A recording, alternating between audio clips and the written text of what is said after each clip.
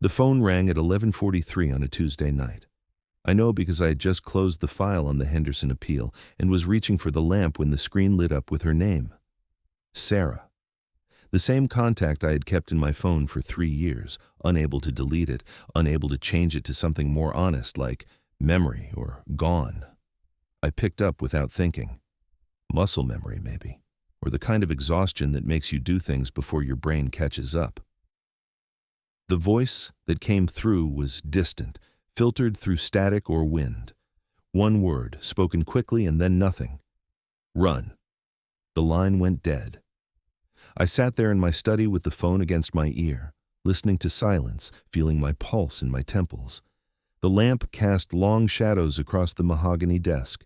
Outside, the street was empty except for the oak trees moving in the wind. I set the phone down carefully, as if it might shatter. Then I picked it back up and checked the call log. Sarah's name. Her number. 11:43 p.m. 17 seconds. She had been dead for 3 years, 2 months, and 9 days. I've always been a careful man. It comes with the work. 26 years as a criminal defense attorney teaches you to notice what others miss, to question what others accept. You learn to sit with discomfort, to wait for the full picture before drawing conclusions. My colleagues call it patience. My late wife used to call it stubbornness. I stood and walked to the kitchen, filled a glass with water from the tap, and drank it slowly. The house was quiet in the way that only an empty house can be. No hum of another person existing in another room. No soft footsteps overhead. Just the refrigerator cycling and the tick of the heating system. The phone sat on the counter where I had left it. I picked it up again and dialed the number back. It rang 4 times, then went to an automated voicemail message. No greeting, no name, just the generic computer voice telling me to leave a message after the tone. I hung up, sat down at the kitchen table. Thought about what I knew. Sarah had died in a car accident on a rural highway 20 miles outside the city. Single vehicle collision. She had gone off the road during a rainstorm, hit a tree. The police report was thorough. The medical examiner's findings were conclusive. I had seen her body. I had identified her. I had buried her. Those were facts. The call was also a fact. 17 seconds. 1 word. I went back to my study and opened my laptop, pulled up the account for our old phone plan. Sarah's line had been disconnected 8 months after her death. I'd finally canceled it when the grief counselor suggested I needed to let go of the small things holding me in place. The number should have been reassigned by now, cycled back into the carrier's pool, and given to someone else. But when I logged into the account portal, something was wrong. Sarah's line showed as active, not suspended, not disconnected. Active, with data. Usage logged as recently as this afternoon. I called the carrier's customer service line, waited through the hold music. When the representative came on, I explained that I needed information about a line on my account. She asked for verification. I provided it. She pulled up the account. That line was transferred to a new account 14 months ago, she said. It looks like the primary account holder initiated a transfer of service. I'm the primary account holder. According to our records, the transfer was authorized with your account PIN and security questions. I didn't authorize any transfer. There was a pause. Keys clicking. I can escalate this to our fraud department, but I'm seeing that the transfer went through all the proper verification channels. Do you want to file a dispute? I thanked her and hung up, sat in the blue light of the laptop screen, thinking. Someone had known my account PIN. Someone had known the answers to my security questions. Someone had kept Sarah's number active and used it to call me tonight. The word came back to me. Run. Not help, not please, not my name. Just that one urgent syllable, and then silence. I opened a new browser tab and searched for reverse phone lookup services, found one that claimed to provide carrier information and registration details, entered Sarah's number. The results came back in seconds. The number was currently registered to a prepaid account, no name attached, activated 4 months ago. The billing address was a mail forwarding service downtown. I wrote down the address, checked the time. It was past midnight now. I should sleep. Should wait until morning to think clearly. But I knew I would not sleep, and waiting had never been my strength when something needed answering. I dressed in dark clothes and drove downtown. The mail forwarding service was in a strip of commercial buildings near the waterfront, the kind of place that rents boxes to people who need an address but no questions. It was closed, dark windows reflecting the streetlights. I sat in my car across the street and watched for 20 minutes. No movement, no lights. I drove home and spent what remained of the night going through Sarah's belongings. I had boxed most of her things 2 years ago, stored them in the spare bedroom. I opened the boxes methodically, examining each item as if it were evidence. Clothes, books, photographs, her jewelry box with the pearl necklace her mother had given her. Nothing seemed out of place. Nothing suggested she had been planning anything. But then I found her laptop, still in its case at the bottom of the last box. I had forgotten about it. After her death, I had not wanted to turn it on, had not wanted to see her browser history or read old emails. It had felt too much like trespassing. Now I plugged it in and waited for it to boot up. The battery was dead, but the charging light came on. When the screen finally lit, it asked for a password. I tried her birthday. Her mother's name. Our anniversary. Nothing worked. I sat back and thought about what she would have used. Sarah had been a high school English teacher, practical and organized. She kept passwords written in a small notebook in her desk drawer. I went to our bedroom, opened the drawer, and found the notebook exactly where it had always been. The laptop password was there. I typed it in. The desktop loaded. Her wallpaper was a photo of us from a vacation in Colorado, standing on a mountain trail with pine trees behind us. She was smiling. I was squinting into the sun. I opened her email. The inbox had thousands of unread messages, all spam and notifications that had piled up after her death. But when I went to the sent folder, I found something that made my hands go still on the keyboard. The last email she had sent was dated 2 days before the accident. It was addressed to an account I did not recognize, no subject line. The message was brief. I need to meet. I found something in the files. We need to talk before I go to anyone else. That was all. No context, no explanation. I clicked on the recipient's address, but it was just a string of random letters and numbers, the kind of anonymous account you set up when you do not want to be traced. I checked the trash folder. Empty. Checked the archive. Nothing. But when I opened her browser history, I found searches from the week before the accident. All of them were about one of my cases, the Garrett trial.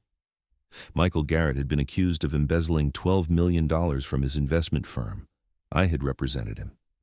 The trial had lasted 6 weeks. The prosecution's case had been built on forensic accounting and digital evidence.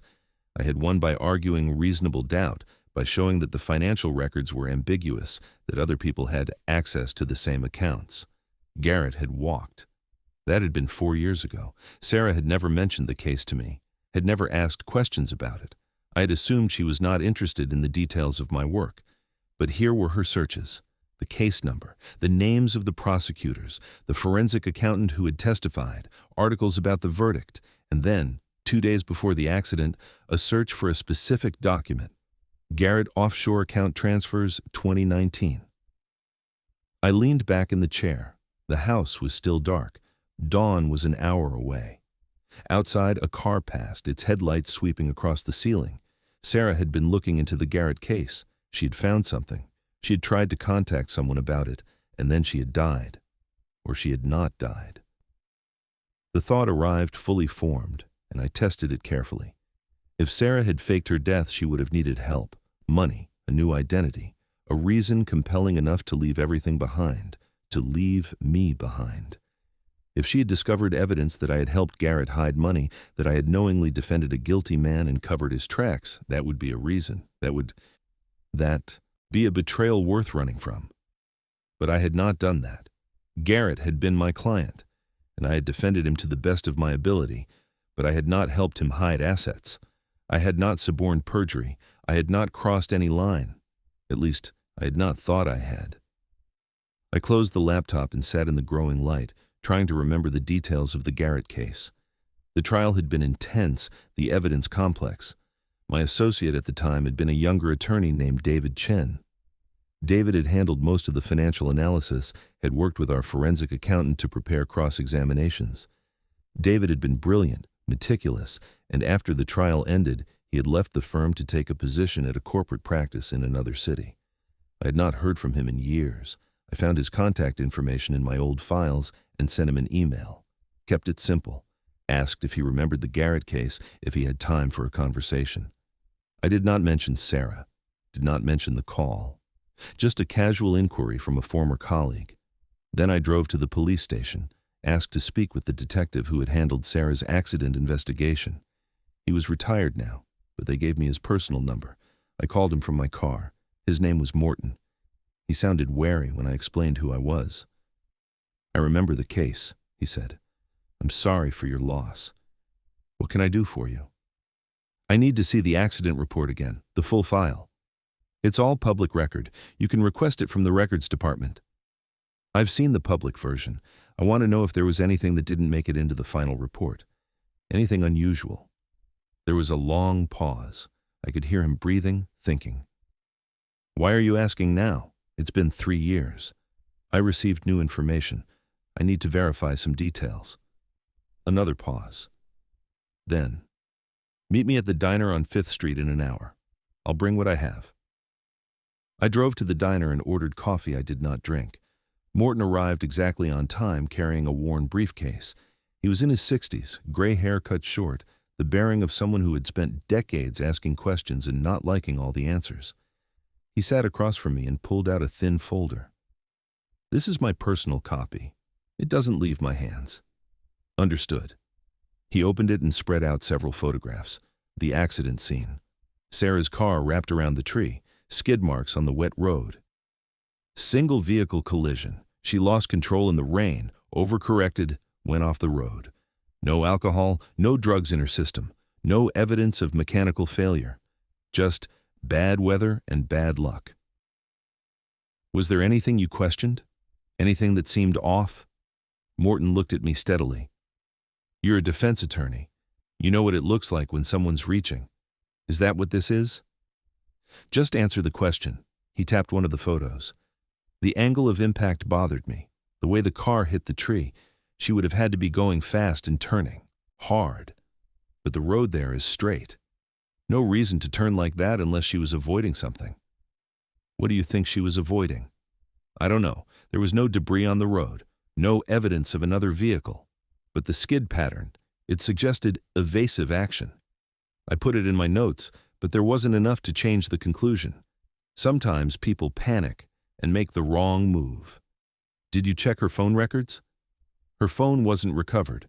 We assumed it was in the car when it burned." "Burned?" "The engine caught fire after impact. Not unusual in that kind of collision. The fire department put it out, but there wasn't much left of the interior." I felt something cold settle in my chest. "So you never verified where she was going that night, who she might have been meeting?" "We verified she left your house at 7:30, checked with your neighbors. She told you she was going to see her sister in the next county. Her sister confirmed they had plans. Sarah never arrived." "Did you talk to the sister about whether Sarah seemed worried, whether she mentioned anything unusual?" Morton closed the folder. "Mr. Williams, I did my job. I investigated every angle I could find. There was no evidence of foul play. Sometimes accidents are just accidents. If you found something that suggests otherwise, you need to tell me now." I met his eyes. Thought about the call, the word run, the way Sarah's number had stayed active all these years. "Not yet," I said. "But if I do, you'll be the first to know." He studied me for a long moment, then nodded and stood. "Be careful.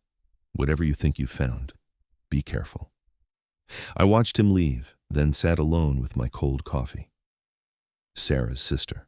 I had not spoken to her in over a year, not since the second anniversary of the funeral.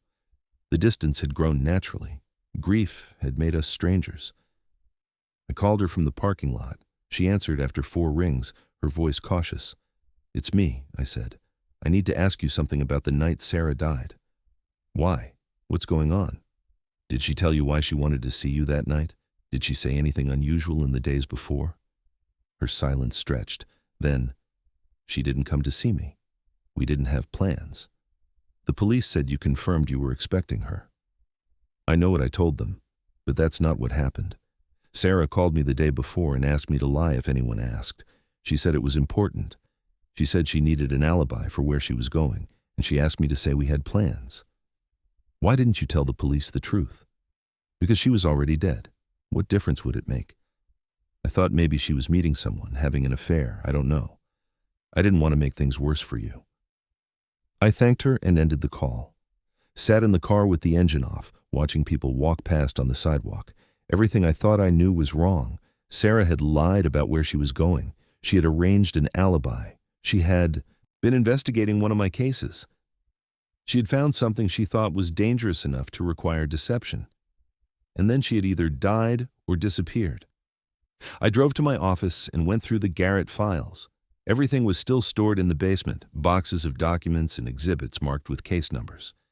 I found the right box and carried it upstairs, spread the contents across the conference table. Financial records, bank statements, transfer receipts, expert witness reports, trial transcripts. I read through each one, looking for anything Sarah might have seen, anything that would have alarmed her. It took 3 hours, and then I found it, tucked into a folder of miscellaneous correspondence. A handwritten note on my firm's letterhead, dated 6 months before the trial. The handwriting was mine. The note was addressed to Garrett. It said, "Per our conversation, I've reviewed the documentation you provided. I understand your concerns about the timing of the transfers. I believe we can address this during discovery without raising additional questions. Please destroy this after reading." I did not remember writing it. Did not remember any conversation about transfer timing, but that was my handwriting. My signature at the bottom. I sat down slowly. If Sarah had found this note, she would have questioned what timing of the transfers meant. She would have wondered what concerns Garrett had. She would have realized that I had advised a client to destroy evidence. That was obstruction. That was grounds for disbarment. That was criminal. Except I had not written that note. I would never advise a client to destroy evidence. Someone had forged it, had imitated my handwriting well enough to pass casual inspection. David Chen had been the associate who handled the financial documents. David had access to my letterhead, my files, my signature on 1,000 documents he could have studied and copied. I called David's number. It went to voicemail. I left a message asking him to call back, kept my voice casual. Then I called a private investigator I had used for witness location in past cases. Her name was Karen Ross, and she answered on the second ring. "I need you to find someone," I said. "And I need you to trace activity on a phone number, quietly." "How quietly?" "I don't want anyone to know I'm looking. That'll cost extra." "I understand." I gave her David Chen's name and last known address. Gave her Sarah's phone number. She said she would have preliminary results in 24 hours. I went home and tried to sleep, lay in bed watching the ceiling, thinking about Sarah calling me, thinking about what she had discovered and whether she was alive somewhere, waiting to see what I would do. The next morning, David Chen finally returned my call. "Sorry for the delay," he said. "I've been in depositions all week. What's going on?" "I'm reviewing the Garrett file. There's a document I don't remember. A note about transfer timing. Did we ever discuss concerns about the timing of Garrett's financial moves?" Silence. Then, "I think you should stop looking into this." "Why?" "Because it's done. The case is over. Garrett walked. You did your job." "That's not an answer." "It's the only answer I'm giving you. Leave it alone." He hung up. I stood in my kitchen with the phone in my hand, hearing his fear in the silence that followed. David knew something. David was involved. Karen called that afternoon. "I've got your information. You want to meet?" We met at a coffee shop near the courthouse. She handed me a folder. "David Chen is still practicing law in Seattle, works for a corporate firm, makes good money. No indication he's planning to move or that he's concerned about anything. But here's the interesting part. That phone number you gave me, it pinged off towers in 3 different states over the last month. Whoever has that phone travels a lot. But 2 weeks ago, it pinged off a tower about 5 miles from your house, and it was there for 3 days. She's here, in the city. Someone is. Could be your wife. Could be someone else using her phone." "What about Chen? Any connection?" "Not that I can find, but I ran his financials. He made some large cash deposits 4 years ago, right after the Garrett trial ended. $50,000 over 3 months, all in amounts just under the reporting threshold." I paid Karen and drove home, sat in my study and thought about the pattern. David had taken money. David had forged a document to create leverage over me. If Sarah had found that document and tried to confront someone, she would have become a threat. But why fake her death? Why not just kill her if someone wanted her silenced, unless she had outsmarted them, unless she had seen it coming and staged the accident herself, knowing that a dead woman asks no questions and leaves no trail? The phone rang. Unknown number. I answered. It's me. Sarah's voice clear this time. No static. You're close, but you need to stop asking questions. They're watching you now. Who is they? I can't explain on the phone. There's a storage unit on the east side, facility called Secure Lock. Unit 217.